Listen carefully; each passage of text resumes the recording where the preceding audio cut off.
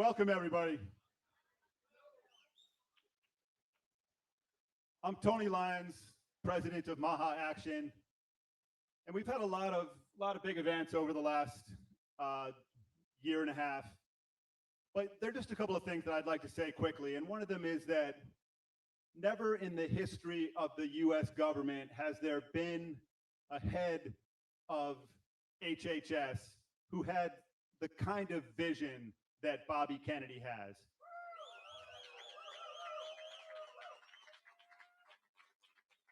The kind of vision that pitted him against some of the most powerful companies on earth. $1 trillion companies, $300 billion companies. And, it's clear that those companies and that a lot of the people on the side of making Americans sick over the last generation didn't know what to do with Bobby. They could get people to write hit pieces. They could say that he was dangerous, but what they really meant was that he was dangerous to their cash flow, to their revenue stream. And so we all know that Bobby Kennedy came to Washington not for fame, not for money, not for more power, but he came because he wanted to end the chronic disease epidemic in America.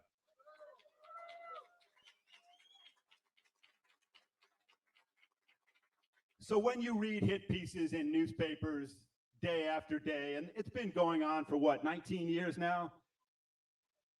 You're going to hear that he's dangerous. You're going to hear that he's doing things for all the wrong reasons. But he is the most genuine, the hardest working person that I've ever worked with. I've published about 15 of Bobby Kennedy's books.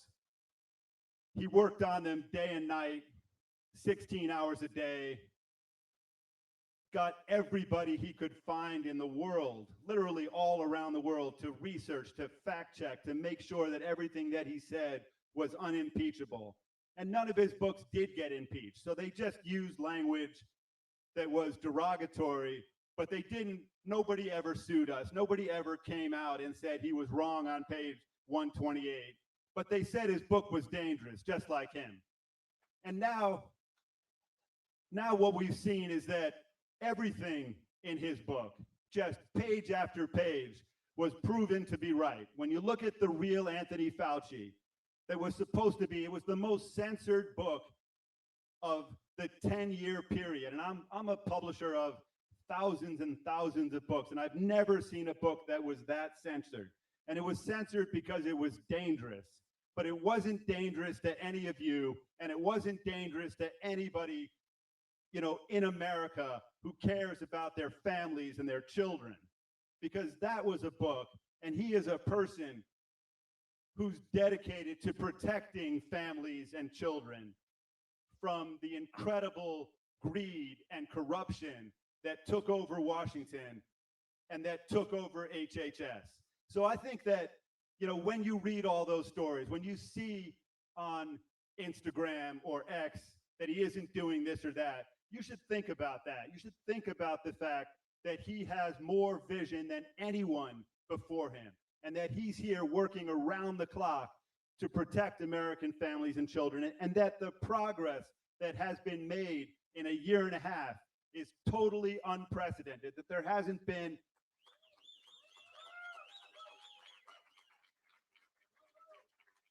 And then there's just one more thing that I'll say before turning it over to Cheryl, and that is that there are some people who are clearly on the side of Maha, good-hearted people, hardworking people, people who've been activists for 20 years, for 30 years.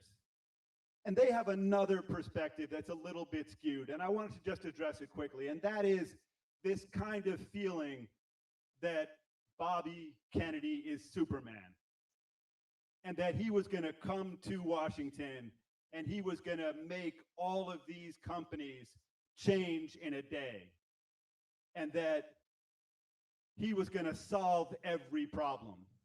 And I think that what we'll see and what you'll hear from other people later is that he's doing so much more than he's getting credit for, but he's not looking for credit. But I want every one of you to know that he is doing everything he can every single day, wholeheartedly, to make the health of Americans better.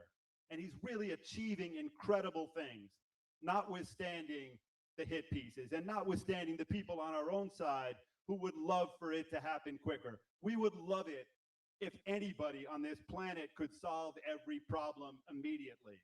That's impossible. It was never going to happen. There's an incredibly powerful deep state. There are incredibly powerful companies that are profiting from the sickness in this country. So let's be patient, but let's take this evening to really give thanks to the incredible, the unprecedented progress that is being made. And so I'm just personally really grateful, and I know all of you are. So welcome, first Cheryl, and then Bobby will come on next. Can everybody hear? Can everybody hear me? In the back, you guys can hear me? I'm going to take that as a yes, Bobby. Okay. I just wanted to come up and say hi. I want to welcome everybody here. I hear we have a lot of chiropractors that have come. Thank you for being here. Thank you for going to Capitol Hill. And we are so happy you're a part of MAHA. I wanted to just let you know, like Tony was saying, Bobby is working really hard. I had the pleasure of going to HHS today. I got to join a roundtable about disabilities, and it was really, touching that Bobby, the secretary. Should I call you secretary? Yeah. I mean, I think we all know who I'm talking about. But the intellectual community has the disability community has been so important to Bobby's family and to my family for decades. So it was really something to sit and have all of the experts in the country talk about how we can help our disability communities and bring everybody to where we are today with technology that we have available that we can use, that just by organizing it better, by having an important secretary in charge. I'll tell you all this tonight, honey. But having this organization and this determination and having the opportunity to make changes and to make things happen right now is very exciting. And it's exciting to be a part of it. It's exciting to see courage and like I said, organization. I'm always so impressed with MAHA. I am, every time I come up here, I tell you, I thank you for your organization and for your passion, because we feel it in the room, but they feel it in the country. So thank you for that. Don't stop. Don't slow down. We only have precious time. So make sure you keep it up, and thank you. And thank you for fighting the good fight out there. Thank you. That's all I wanted to say. And thank you for coming, and enjoy the show. Is Bobby going up next? Oh, I guess she want me to introduce him. Next, I have a very dangerous man to introduce. That's what Tony kept saying. He's very dangerous. I thought you were talking about yak attacks, but you're talking about something else. You're talking, honey, what do you want me to say about you? He's smart. He's smart. He's interesting. He is really the most interesting man in the world. You know, he's done it all and seen it all. Oh, you're here. Okay.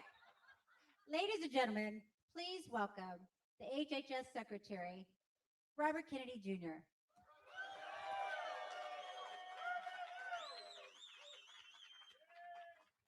Thank you, Cheryl Hines. Thank you. And thank you all for being here today. I just want to comment on something that, can you guys hear me on the way back? Okay. I want to comment on something that Tony said, and not out of vanity or anything, but I've had a number of people who were careers at HHS who have said to me, you're the first HHS secretary who's come in here with a vision. And it's not, having a vision about what we ought to do. Everybody in this room has one. But a lot of times the people who get selected for this job get selected because they are safe, because they're not going to rock the boat. And they come in with their mandate to not make any mistakes, to not do anything that's going to embarrass their boss, the president.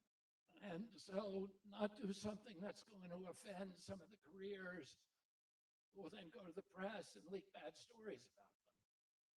And I am lucky enough to have a boss who does not care about it.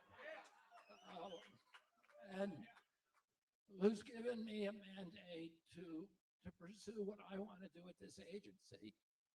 And then I'm surrounded by extraordinary people, really extraordinary people. You're going to hear from Dr. Oz in a second. But I have the appointees at my agency which are over 100 of them, are completely aligned with what I'm doing. And they're very, very talented and gifted. And they're able to get projects across the goal line. And if anybody thinks that we're not doing stuff at HHS, look at not my private account, which just has a bunch of wildlife photos. My official account, the Secretary Kennedy account, where we do announcements every day. We've done more announcements and made more dramatic changes at this agency over the past year than any other health secretary has done in 8 years. And it's not, again, it's the best job I've ever had because it was a target-rich environment. It was just a collection of bad ideas that had been living for decades and causing people problems. And all you need is somebody in there with common sense and a boss who is willing to support you. And I have that at this agency, and I'm surrounded by people who have extraordinary common sense. I want to say a word about one of them who's here tonight, Chris Klomp, and I was hoping that he would talk, but he was asked not to talk by political people because he's about to go up for confirmation, and they don't want him saying something that people can use against him. But he's up for deputy secretary, but he's come in and has been my operations director for the past 4 or 5 months, and he has done an extraordinary job at this agency. He's made my life easier. He's 100% aligned on all of our issues, and he has credibility in the White House. He has credibility with bipartisan credibility on Capitol Hill. And the reason he has that is because of his personal integrity, that people know that he's a straight shooter. He's a very smart guy. He's the guy who came in and did something that was impossible, which was the MFN negotiations, the most favored nation status. We were paying 10 times in some cases what Europeans were paying for drugs for the past 40 years. And every president has said, we're going to fix this because it's outrageous. And when I came in, the price of Ozempic, the list price of Ozempic in this country was $1,350, a month's dosage. In Europe, in Munich, in Hamburg, in London, in Geneva, in Milan, you could get it at any drugstore for $88. And this was not an exception. This was the rule. We paid more than anybody else. We were financing 75% of pharmaceutical profits come out of and revenues come out of our country, and we only have 4.2% of the world's population. So President Trump, like all the other presidents before him, said, I'm going to change this, but none of them did anything. And when he came in and he ordered me and Oz, he was calling Dr. Oz and me at midnight, 2 o'clock in the morning. And Oz said to me at one point, I'm not picking up his phone calls anymore. It's true, right? And because it seemed insurmountable, the problems, the president said, not only do I want you to give us the lowest drug price in the world, but I want you to convince all the pharmaceutical companies to reshore production to this country, which is going to cost them a lot of money. And I don't want you to make them bankrupt because I want to make sure that the United States is driving pharmaceutical innovation all over the world. Oh, this was really an impossible request, but Chris Klump, because of his genius, his diplomatic ability, and his integrity, was able to pull it off. He negotiated deals with 17 pharmaceutical companies covering 96% of the drugs that we buy in this country. And as the result of that, we are paying already for the most popular drugs, the lowest price in the world. By the time we leave office, 95% of drugs we will be paying a lower cost than any country in the world. And that was literally all that could not happen. I don't think anybody in the world, except for Chris Klump, could have negotiated that deal. And Chris Klump is one of many people in this agency who walked away from huge businesses. They had to divest. I don't know who lost more money on divestment, Oz or Chris Klump, but they both lost a lot of money, more than they'll make working 1,000 years for this agency. Callie Beans, who I see there, is another guy who took a huge hit to come here work. They didn't come here for prestige or power or fame. They came here because they wanted to change our country and save it from a very, very bad trajectory it was on. And I am so fortunate. I'm so fortunate to be surrounded by that caliber of people. You know, a lot of times I'll be sitting in a meeting and thinking to myself, I wish this was being filmed. And I wish we could show it to the rest of the world to see what's really going on at this agency, the level, the caliber of the people, the caliber and quality of the discussion, the idealism and the optimism. And I've never heard anybody in my agency do something out of self-interest or self-promotion. They come in and, you know, the Democrats think that we're sitting in that meeting thinking about how do we make billionaires richer and screw the poor. That's what they think.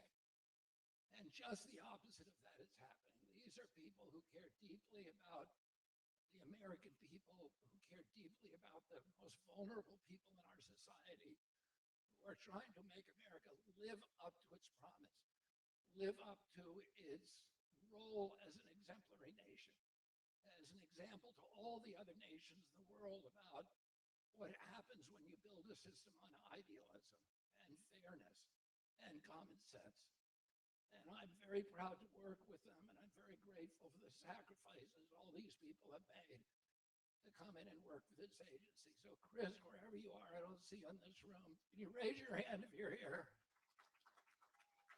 Anyway, and Dr. Oz, my friend, and Callie, and all the other people who've come in to make sure this happened. And then I want to also thank the chiropractors.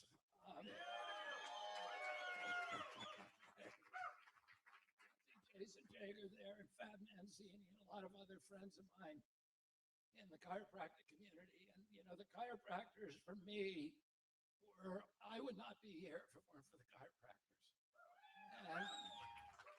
And the reason for that is they were the first big contributions that we had for Children's Health Defense that gave me a voice, allowed me to project that voice, came from the chiropractors. Every year at CalJams, all of these other, you know, they would raise so much money for me, and, you know, because we were aligned, because chiropractors are more than any other profession, and I would say, you know, law is second.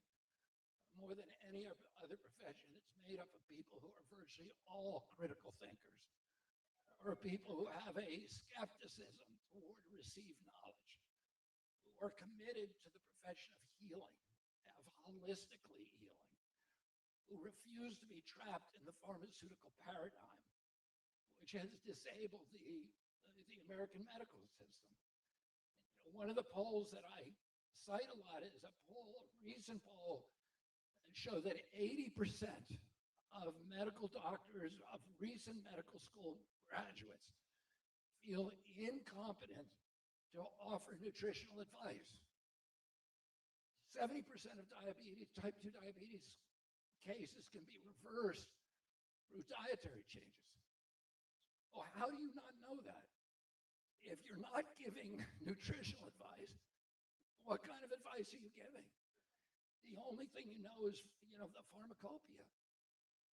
And, the chiropractors are committed to healing.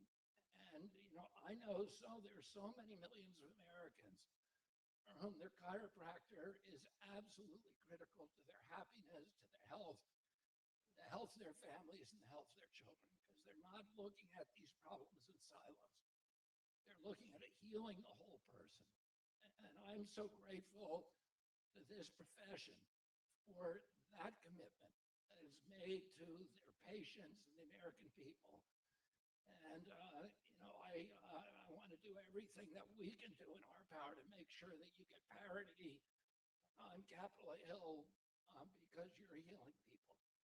So thank you again very, very much. I didn't intend to speak tonight. My job tonight I was told until about 20 minutes ago, was to introduce Catherine Burgum, who is my incredible partner on the Great American Recovery, which is addressing the addiction and the overdose problems in this country and the associated mental health problems. But this, again, is a target-rich environment. It's been so badly mismanaged for so many years, for many of the reasons. I'll just say one reason. During the Biden administration, they stopped funding faith-based healing. And I talked recently to the son of a producer, a very, very famous Hollywood producer. You would all recognize the name. He was in a rehab in California, and he got thrown out of the rehab for talking too much about Jesus. Now, I don't care what your religion is or who your God is, but you shouldn't be thrown out of a rehab by talking about God.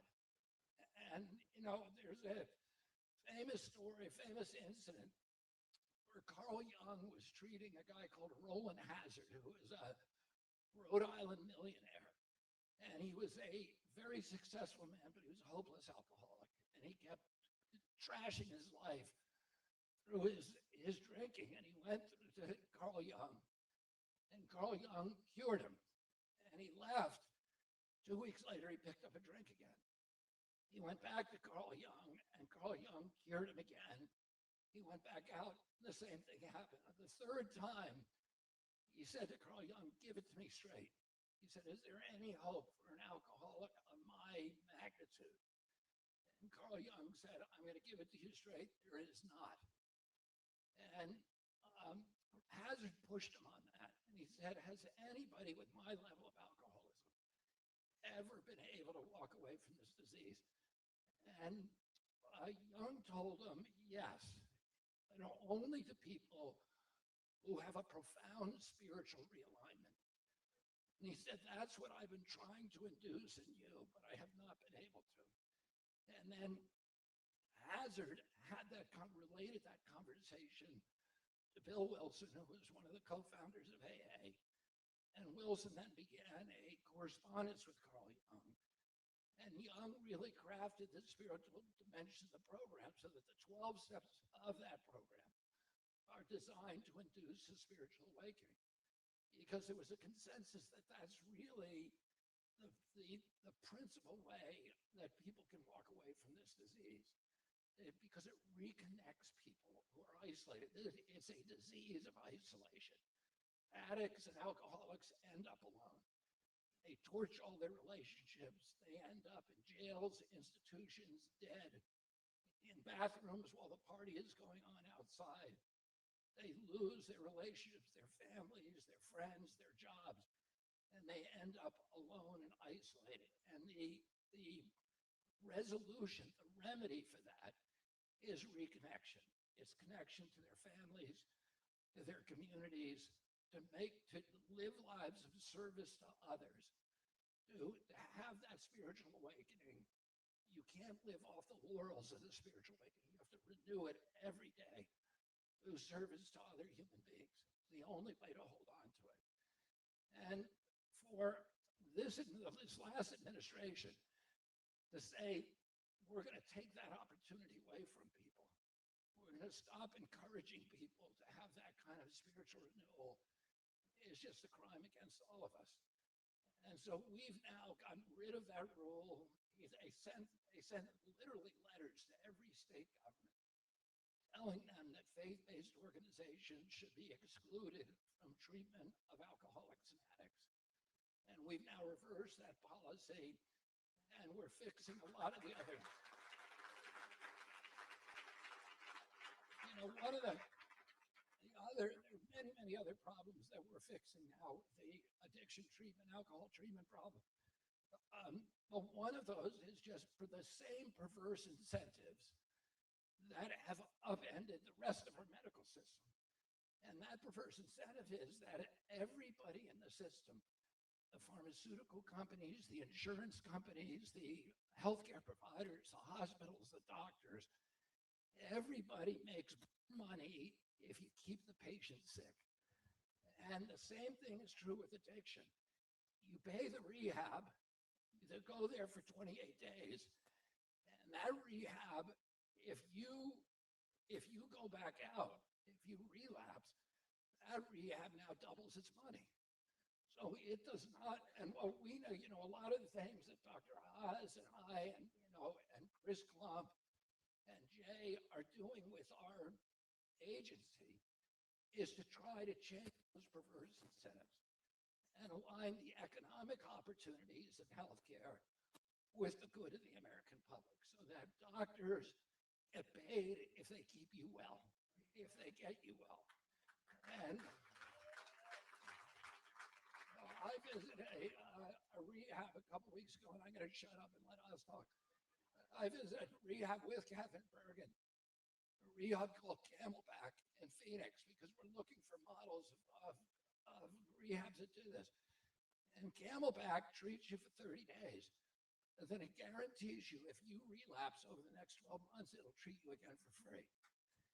And so they have an incentive to make sure that you go into an IOP, that you get sober housing, that you're placed with a job, that you have a place to live, that you reconnect with your family. And they have an economic incentive to do that because they don't want to see you again, because they don't want to treat you for free the second time.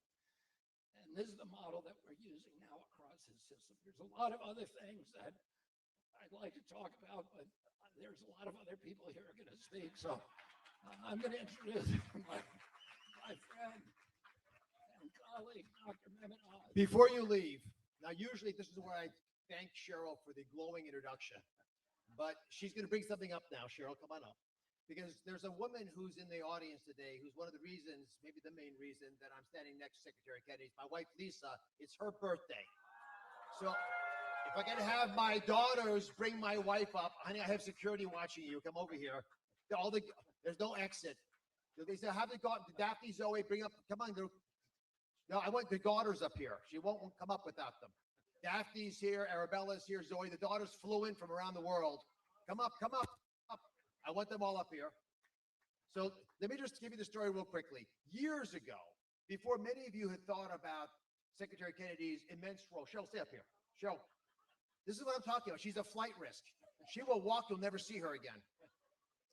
My daughters, Arabella and Zoe and Daphne are coming up. But without them, I wouldn't have got my wife to the event. But she kept talking, Bobby Kennedy this, Bobby Kennedy that. She took me to the water keeper. She gave me the silver helmet, made me race down a hill. I almost died in the fog.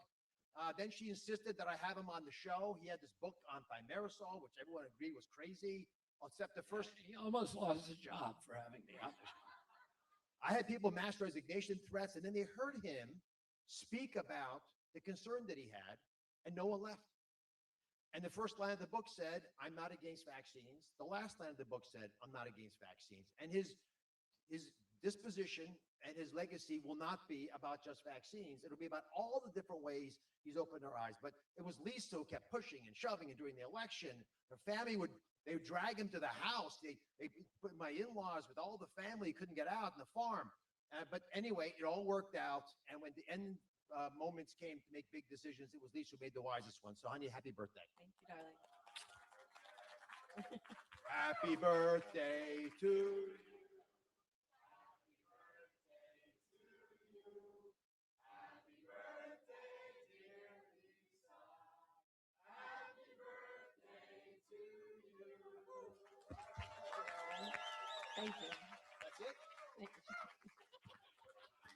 It's like talking to Cheryl. Bobby, thank you. That was beautiful. So last night we went to a meal and we had pasta al limone. How many of you had that? Put your hands up. Good, perfect. You'll not forget pasta al limone. I don't think it costs about $4 to make. So not only is it a Maha suitable meal, and I'll explain why and why it's the perfect metaphor for Secretary Kennedy and the whole Maha movement, and many of you here as well.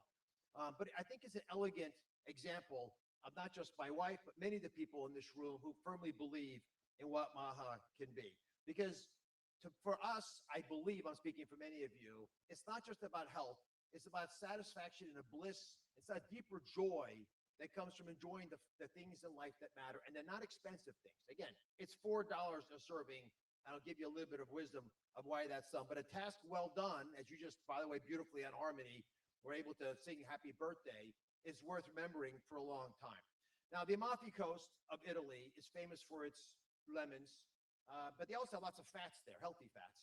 And for centuries, because they didn't have refrigeration, they would have to cut the fats with whatever they had that was acidic, and lemons were most common. Now, many of you have thought about or heard about limoncello, lemon sweets, but the actual real purpose was to put it in fats, and they could preserve it better that way. It was inexpensive, a perfect pairing, and I think speaks beautifully to something Bobby told me a long time ago, which was the challenge of leading the Maha movement is that you have a lot of people who are fundamentally anarchists in the movement, right? And just don't want to be told what to do and have their own perspective on life. And that's actually, in many ways, the power of what Maha stands for. So it's not about just following the cookie cutter approach. By its very nature, many of you rejected that and have come to join this endeavor and the Secretary's leadership because you understand that it's worth breaking a few eggs, which you sometimes have to do for limoncello, by the way.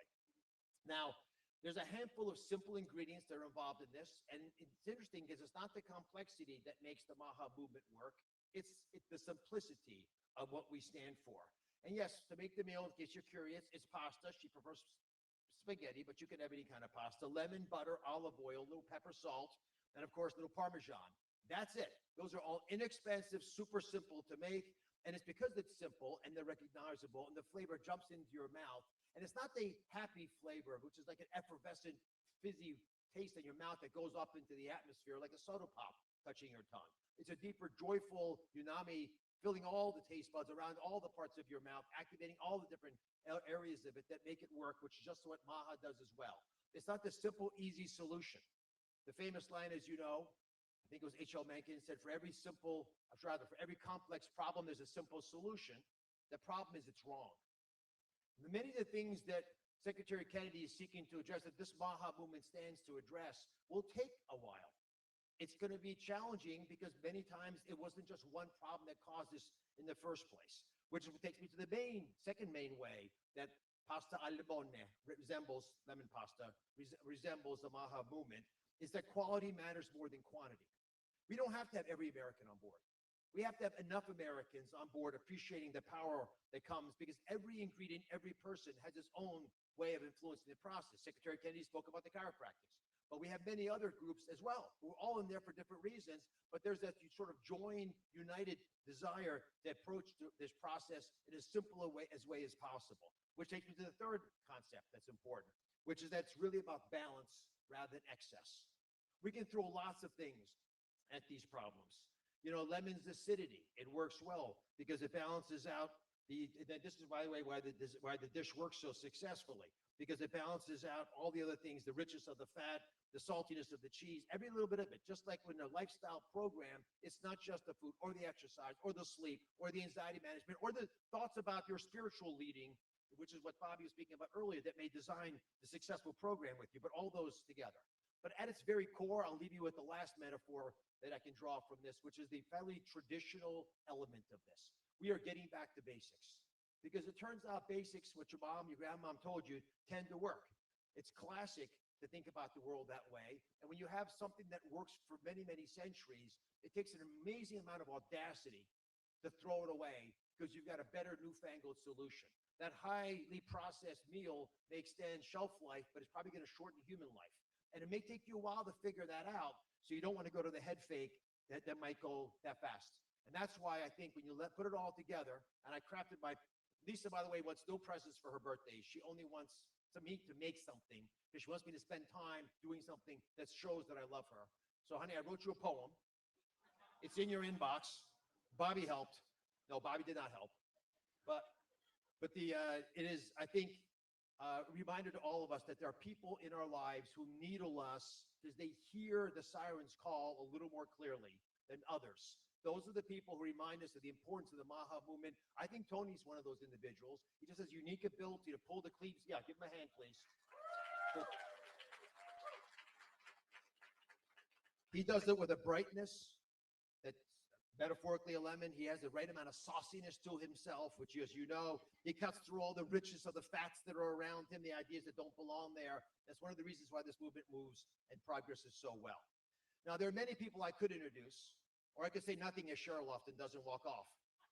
But I think the best thing I could do right now is bring someone on who has a very interesting guest. Now, you know who this person is because he's frequently regaling our TV programs, our evening news, because he's got stuff to say that matters. He happens to be a doctor, so he knows a fair amount about human health, but he knows even more about having vision, which he has because he's an ophthalmologist. But he has a very interesting guest coming to visit him later this month on the 29th, someone that I think many of you will want to hear from and have an honest rendition of what this person's impact as health has been. Rand Paul, come on up and tell us who your guest is. Thank you. Are you ready? Are you ready to see Anthony Fauci testify under oath?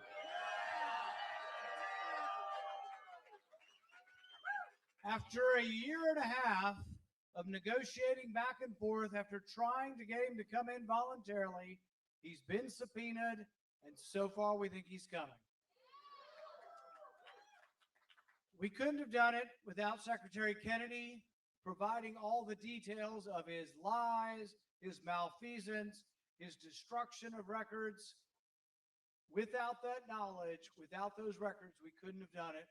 We will bring him in. He will be made to answer, and we're going to get to the truth.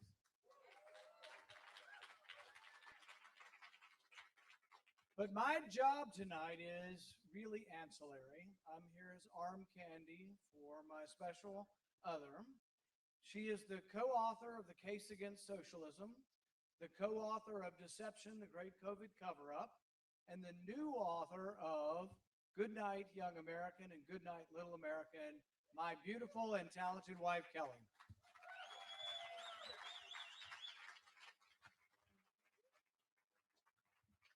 Thank you so much. It's great to be here. I love Maha. You guys are the best.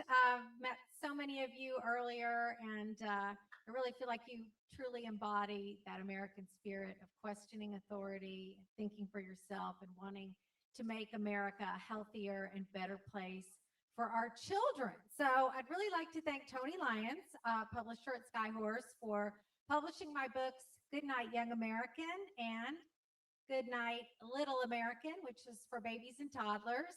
And I wrote the books, started getting the idea last year for America's 250. And I really believe that I want our kids to really understand and be grateful for our amazing country and really have an appreciation for the courage of our founders to challenge the divine right of kings and be really the original civil rights heroes to say, we're going to take Enlightenment ideals and create an entire country around the idea that your rights are inherent and they come from God and not from any government. So I won't take any more of your time. My books are here and Skyhorse has provided them. So if any of you have any special Little Americans, I would love to sign them for you tonight. So thank you so much.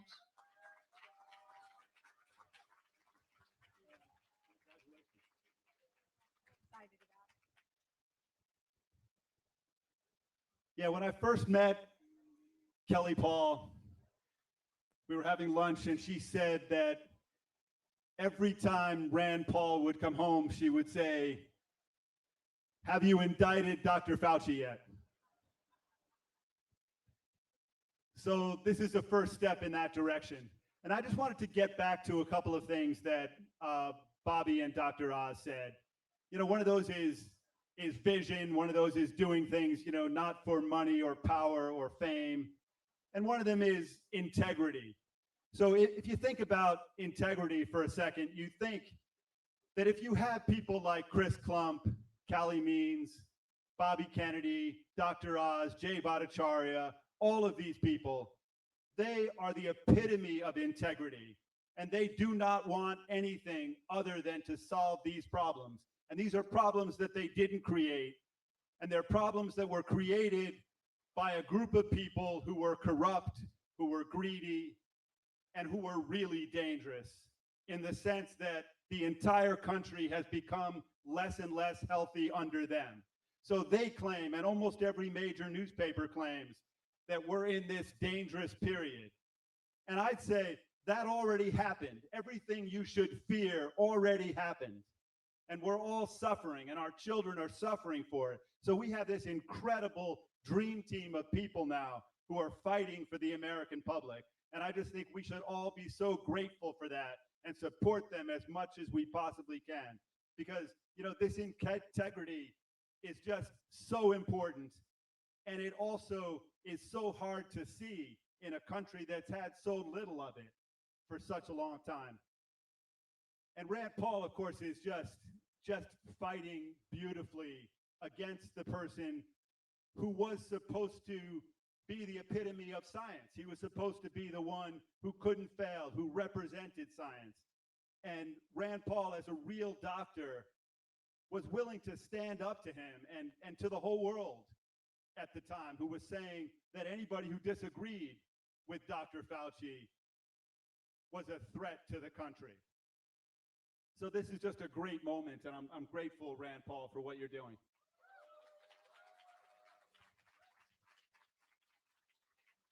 So next up, we have another person of great integrity, and you know, like a lot of other people who are here, and people who I mentioned, she's been subjected to hit pieces, to all kinds of gossip on X and on Instagram.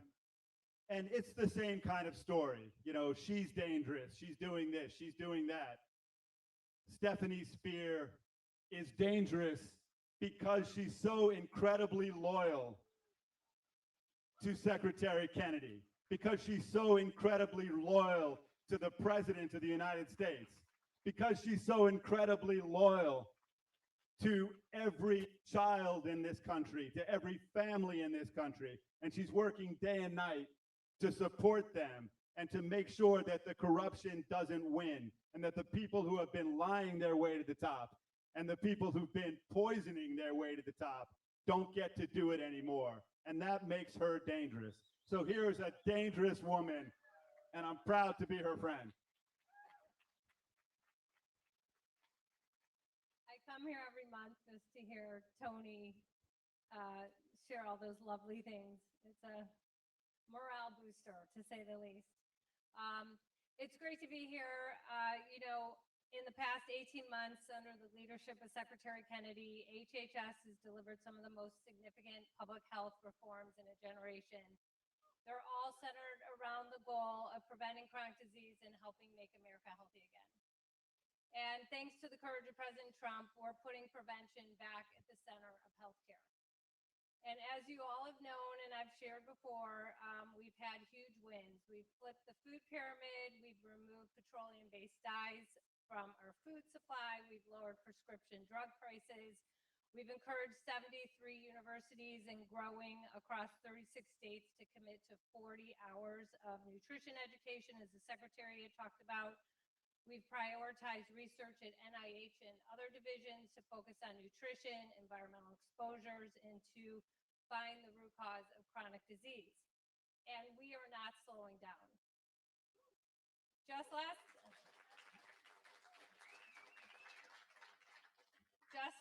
month, President Trump signed an executive order advancing regenerative agriculture.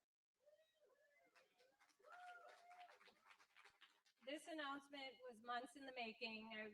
I heard Callie's here. Callie and I spent many long hours talking about how we were going to get this across the finish line.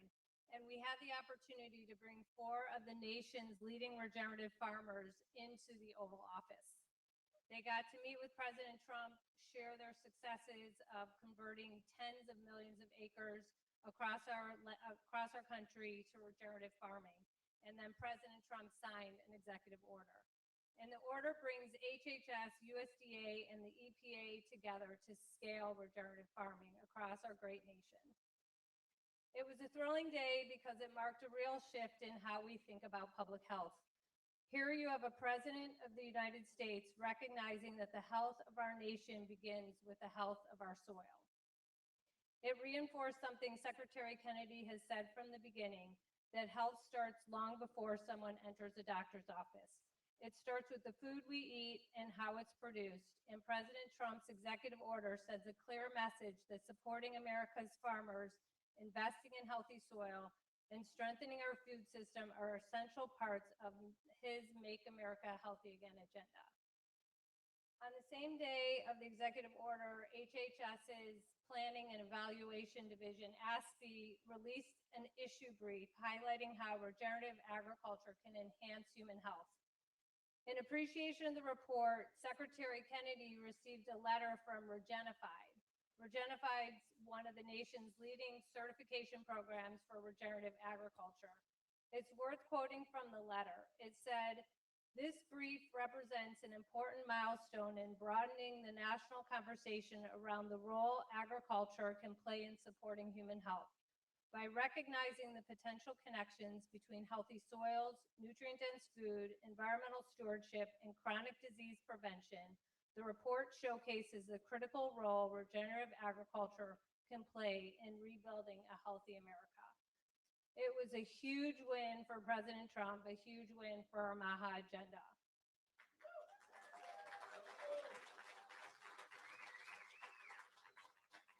Another major milestone I wanted to talk about today was last week when we traveled to Tampa, Florida. We celebrated Tampa General Hospital becoming one of the nation's first health systems in the country to sign our Make Hospital Food Healthier pledge.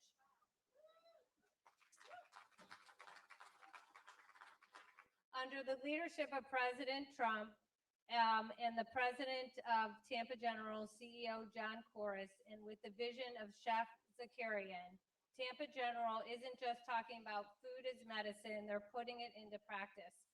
They're setting a new national standard for what hospital food should look like. Today, 25% of the food served at Tampa General comes from sourced from local farms, demonstrating that hospitals can support both patient health and local agriculture. I truly believe that if every hospital across our great nation would follow Tampa General's, learn from their mistakes and from their successes, we would have healthy food in every single hospital across our country.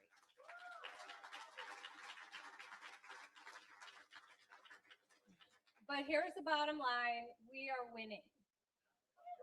We have, as the secretary said, we have this incredible team at HHS from Dr. Oz, Dr. Bhattacharya, Kyle Diamentes, Chris Klump, Callie Means, and so many others. At HHS, we are making MAHA a reality. But we aren't doing it alone. We're doing it with the help of all of you, with the help of MAHA Action, of Tony Lyons, and everyone working so hard every day to bring this vision we've had for so long a reality. And now it is my absolute pleasure to introduce a very dear friend of mine who works so hard every single day, wakes up just rearing to go, who's gone from creating an entire farm in Vermont to make sure that the next generation understands the importance of food and nature. And now no one could be more fortunate than MAHA Action to have the brain and the time and the work of Lee Marinoff, who is going to make America healthy.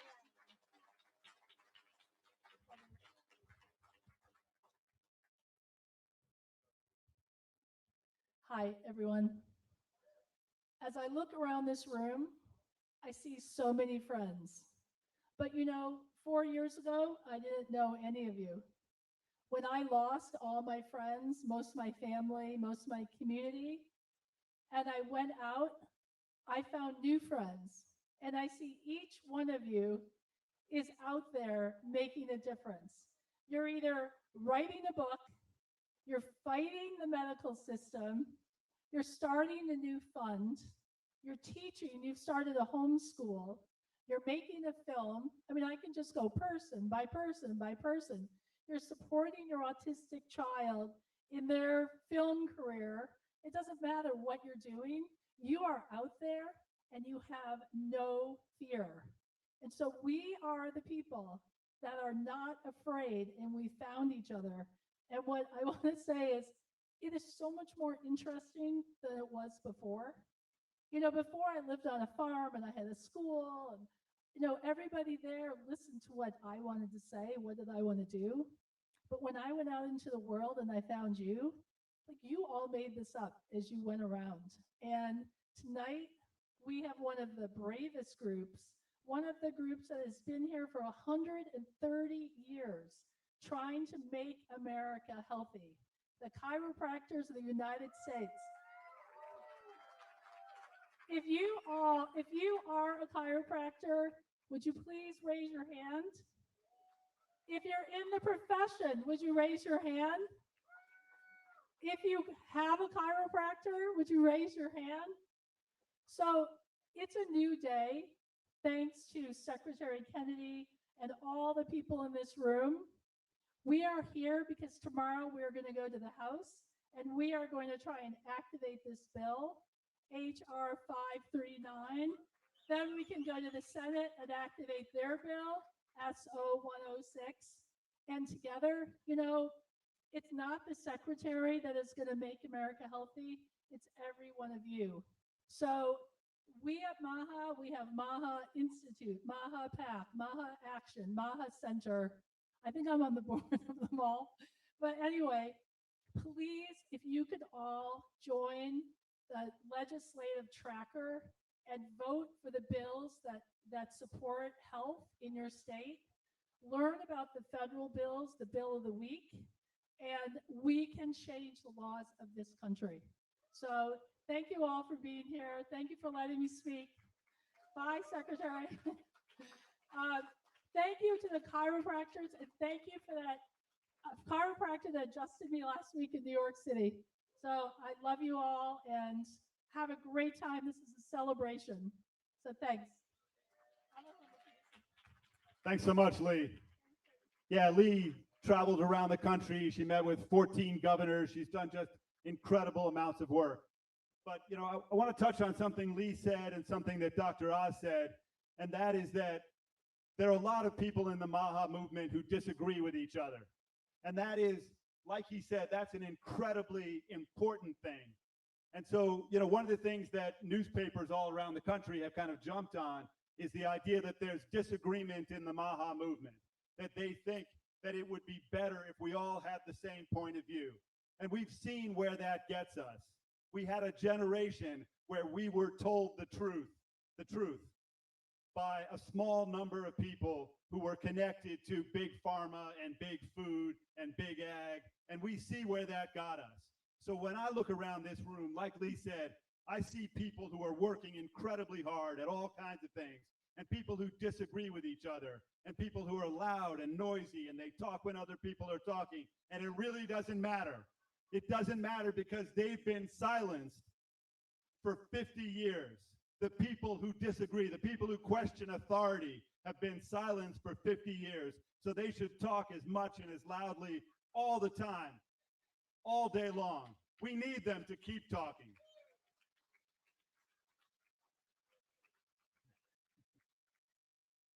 And I'm proud to be one of this group of incredibly powerful warriors. And that's what I see out here. People who are open to ideas, people who know that the science is never settled, people who don't roll their eyes when they hear a different perspective, people who are interested in getting to the bottom of things, in real progress and real innovation. That's what MAHA stands for. And so when powerful people disagree with us, when powerful people say that we're dangerous, and I keep coming back to that word, because we are dangerous. We're dangerous to this corrupt system that has poisoned the American public. And you know, one of the people who really suffered as a result, like when you think of big pharma companies, you think of the statistics, you know, that they gave us the opioid crisis and hundreds of thousands of people died. But it's a statistic, so you don't really feel it in the same way that you feel it when there's an actual person who suffered. And one of those actual people is Danny Gansky. And so she's going to tell you a bit about her story, but she represents millions and millions of Americans who were lied to, who were cheated, who were propagandized, who were basically tortured by these companies and by this system and by people like Dr. Fauci, who set up this system to poison people in order to make as much money as possible. So I just want to welcome Danny Gansky. Thank you for coming.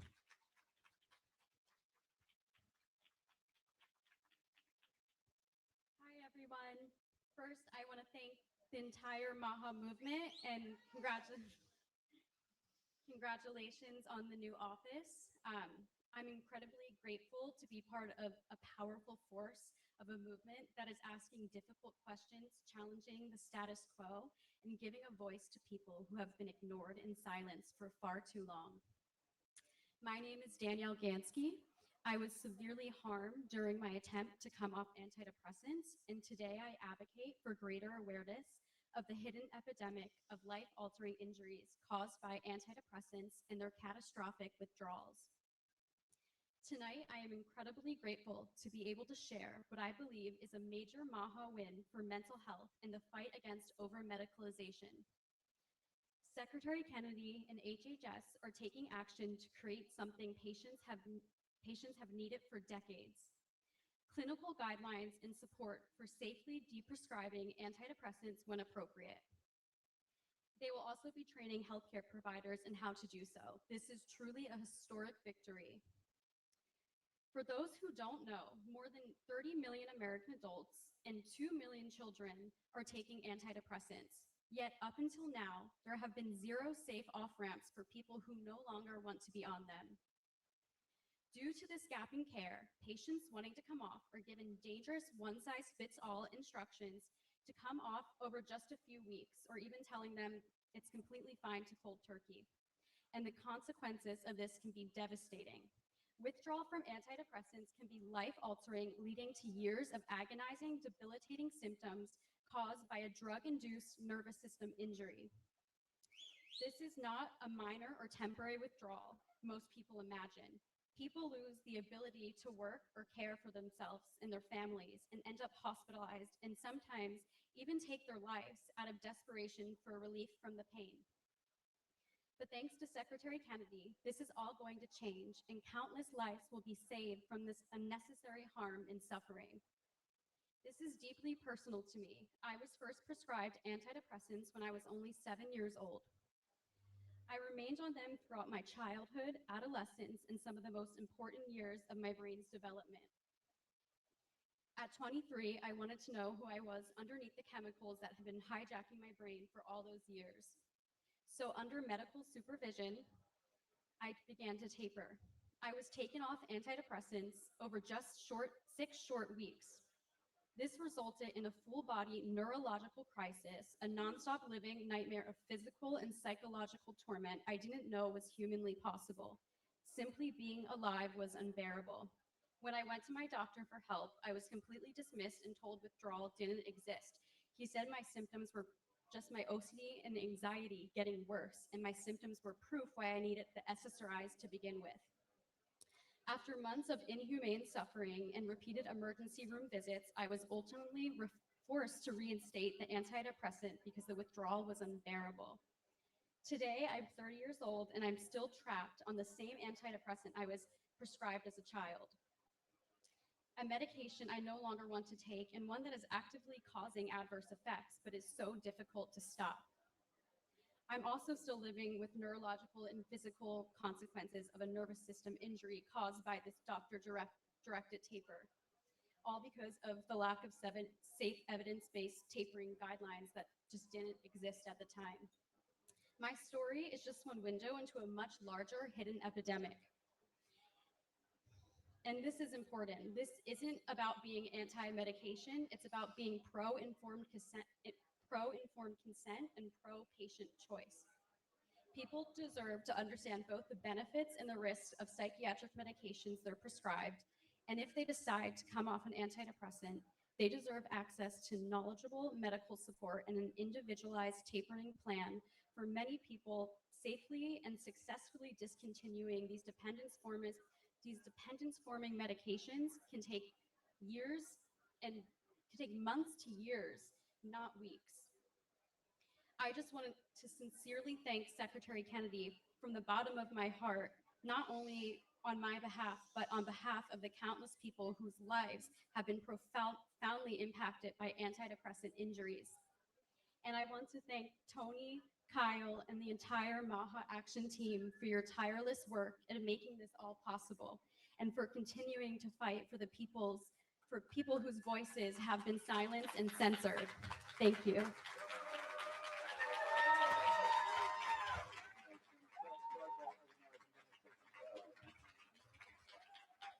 Yeah, so I just want to say, Danny is incredibly brave. And I want to be clear about one thing. So there was a lot of noise while she was speaking. And like I said, I'm totally on board with people having a lot of different points of view. And so, and not being able to keep their mouths shut because they've been silenced and censored and propagandized for so long. So I just want to say, Danny, that we're going to put your speech up on our website. And this is going to capture, so it was all captured, and it was captured clearly. And we will also put a transcript of it up so that everybody can see it, and so that thousands of other people can see it.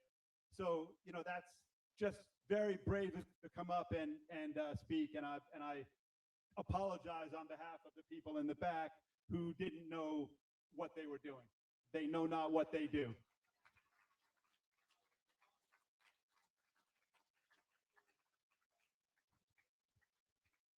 Next up, we have John Leake, and he's just written a fantastic book about mind viruses. And it really fits in with a lot of things that Dr. Oz spoke about, that Secretary Kennedy spoke about, and that is so central to what's happened to this country over so many years.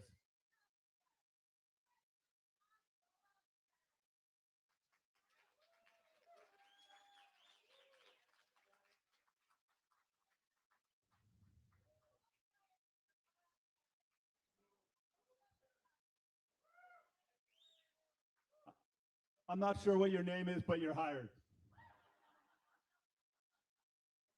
Next up, we have John Leake, and he's going to tell you about his incredible book, Mind Viruses. Thank you, Tony. Thanks for having me. If everybody at the back will promise to be silent for a couple of minutes, I promise to be brief. And I'm going to read a passage of erotica from my book that should really hold everybody's attention for 2 minutes.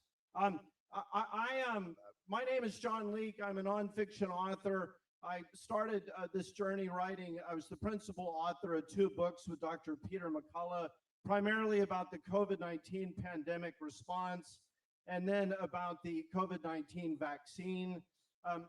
In the course of my research on this matter, I began to perceive that the country had lost its mind during the COVID pandemic.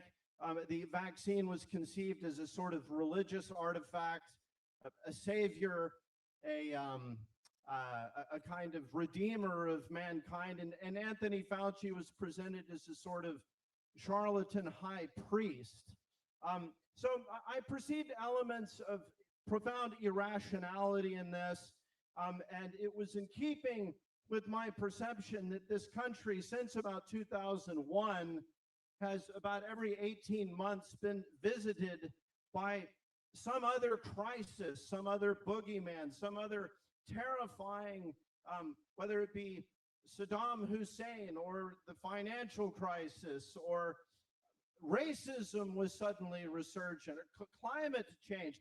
Why do we keep losing our minds every 18 months?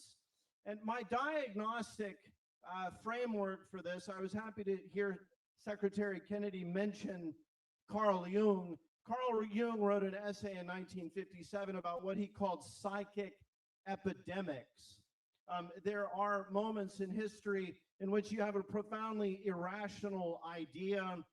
He was from Switzerland. He was thinking about the terrifying witch trials in Switzerland in the 15th and 16th century, where up to 100% of women who were not childbearing in Swiss villages were burned at the stake on the accusation that they were witches. So he had this idea, the human mind collectively will have moments of becoming profoundly irrational. And these, what he called epidemics, he used the medical word epidemics, the fear and the hysteria seems to spread from one mind to the next in the way that a viral illness will spread.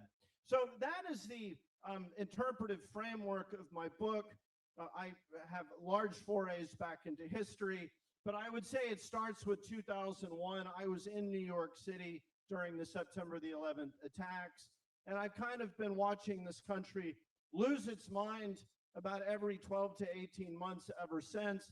It's my attempt to diagnose the underlying causes, the interests that profit from division. You'll notice with each of these crises, there's always a complex of guys who are at hand with some very, very expensive solution, a countermeasure, as they said of the vaccine. So in each instance, you have someone at hand with a countermeasure, and there's always a boatload of federal money that is transferred to this complex that results in an enrichment of something like an oligarchy at the expense of we the people. So pick it up, read it, share it with your kids, and immunize your minds against the next mind virus, because there's one coming for sure. Thanks, that was great, John. Really is a fantastic book, and it's a book that will change the way it is there, and anybody here can get a free copy of it. It's off to the side. So this is the book. It's an incredible book, and it's a book that when you start reading it, you will not be able to put it down, because it explains so much of what happens to all of us when we read in the newspaper that something terrible is happening, that we should all be afraid of, that we should change our views, that we should change our actions. And most of those actions, like John said, revolve around doing something that makes money or that gives more power to a specific group. So last but certainly not least, we have Dr. Pompa. And I feel bad about putting him last. But part of the reason that he's last is that he's so charismatic and he has so much to say and so many important things that I hope you'll all listen to, and that he can carry it at the end if anybody can. All right. Thank you.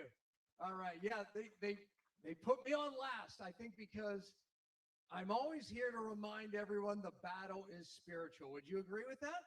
I don't care what you believe. It's obvious the battle's spiritual. And I think closing on that note is always important to remember. And if you saw me on one of the Maha actions, I always say, look, it is a battle, but we're not here without a war cry. And I doubt anyone can tell me the 3 Hebrew words that initiate that war cry. What is it? Somebody. I said, Rak Kazak Amatz. Yeah, that is the 3 Hebrew words, but that for another day. Look, I want to acknowledge, first of all, I hope there's some Kairos left in the room. Are you here? All right. Okay. I want to acknowledge the chiropractors. Yes. Well, I do want to acknowledge you, because you have to understand chiropractic is Maha before Maha existed. You know why that is? Because the philosophy of chiropractic is so dang simple. You remove the interference and the body does the healing. I'm telling you, that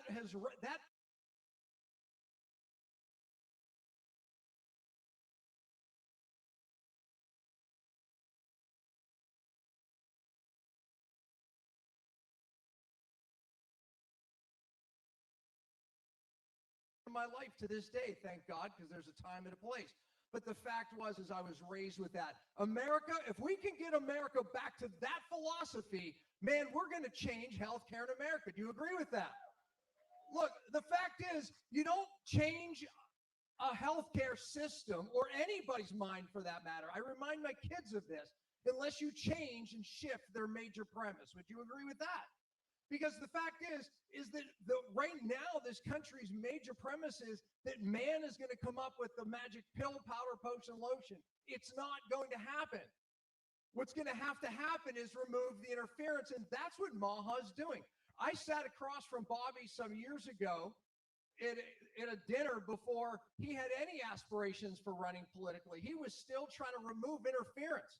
He was the one that took mercury out of the Hudson. He was trying to get rid of these nasty neurotoxins that ruined my life all the way back in 1999. And it put me on this passion purpose just like him. From pain to purpose has been my passion since. Everything God showed me in that battle allowed me to be well today, stand here on the stage, but it allowed me to see and live out that philosophy.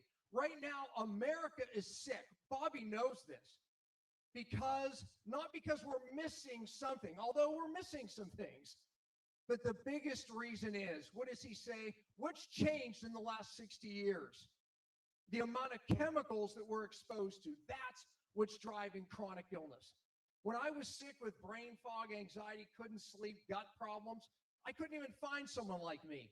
Today, if you go into an average room, I'm telling you, 7 out of 10 people have those symptoms that I just mentioned. How do we fix them? We start by eliminating or slowing down what's going into the bucket, as I explained. But what I've been teaching doctors for 20 years is how to empty the bucket. That's how we're going to get people's lives back. That's what's ruining lives. Chronic disease has gone like this, and it is the amount of chemicals that we're being exposed to. Listen, a big victory. Tony, this is one of the biggest criticisms that people text me and say, why isn't Maha doing something about this? The chemical glyphosate, there was a 2012 study. It was the first study that I read that showed that this one chemical can open up the blood-brain barrier and allow aluminum and mercury and other toxins to go deeper into the brain, and therefore leading to all these other degenerative diseases. And that study resonated with me then, but it's developed the perfect storm. The criticism that I'm getting from people is, why aren't they doing something about glyphosate? What aren't they doing? They're making it very political. Katia, you sent me something a few weeks ago, and you said, please share this. It was Trump signing the executive order for regenerative agriculture, billions of dollars into researching the chemicals that are going into our soil, billions of dollars going into how to regenerate soil, even to get to where Europe is so our tomatoes taste like real tomatoes again. But here's the answer. If we pulled glyphosate off the market today, if we had the ability just to pull it, we have literally 97, 98, and 100% of certain vegetables and fruits that will not grow without it. It would be a disaster. It's like taking a child off an antibiotic that has been on one round after another after another. If you pulled it away, the child could die. The fact is we have to start by rebuilding the soils. And that's what this executive order is doing. We're going to rebuild the soil. That's the answer to glyphosate. Right now, it is a national security problem. Because if it's gone, we can't be like Europe, where it's been outlawed for years, and we want better tasting fruits and vegetables. But if we get rid of the toxins, God designed our bodies to heal. Do you agree with that? All right, Rock Kazakamats, we're here without a war cry. We're not here without a war cry. And you definitely pulled it off. Yeah, I mean, that's a great point, is that, you know, anybody who thinks that there's simple ways to solve all the problems, you know, really hasn't looked closely at what those problems are. And as Bobby Kennedy has said many times, you know, we need to find alternatives to dangerous chemicals. We've built a system that relies on dangerous chemicals, and we're beginning the process of off-ramping them. And part of that process is that we've made incredible progress in convincing the American public that there's a problem. And that's something that didn't happen before. It didn't happen under Biden.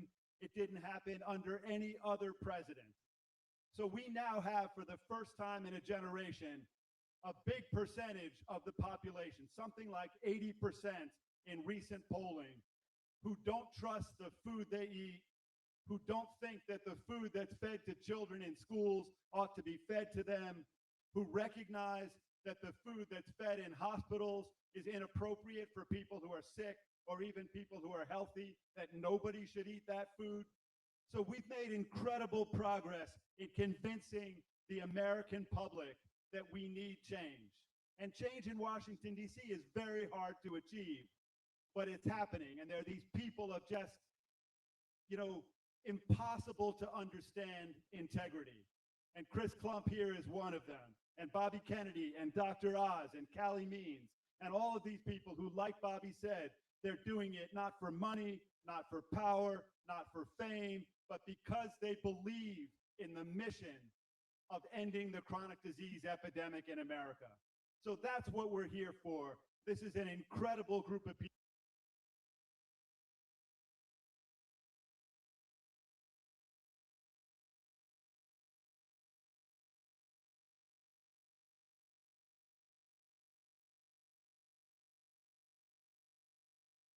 Coming here, for being part of it, for understanding that so much of what we've all heard for so long just isn't true, and that we're building a better country right now, and that we're making it possible for our children to be healthier, for the next generation to be healthier than the last generation. Thank you all so much for coming.